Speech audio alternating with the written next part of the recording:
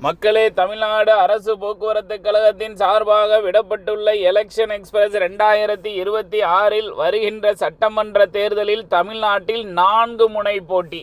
அதாவது எல்லாரும் மும்முனை போட்டிங்கார், அதெல்லாம் கிடையாது. 4 முனை போட்டி. எப்படி ஈஸ்ட் வெஸ்ட் நார்த்து சவுத்துன்னு சொல்லுதமோ அதே மாதிரி திமுக, அதிமுக, தமிழக வெற்றி கழகம், நாம் தமிழர், எங்கள் அண்ணன் நாம் தமிழர் சீமான் அவர்கள் 4 முனை போட்டி. அண்ணன் நாம் தமிழர் சீமான் கோபம் வேறப்பட்டிருக்காப்ல. எனக்கு ஓட்டு போட்டியில் செத்துரியில் என்ன கொண்டு 2ல் ஏதாவது ஒன்று பண்ணிட்டு இருக்காப்ல. அப்பேற்பட்ட ஆள் அவர், வீரமிக்க ஆள்.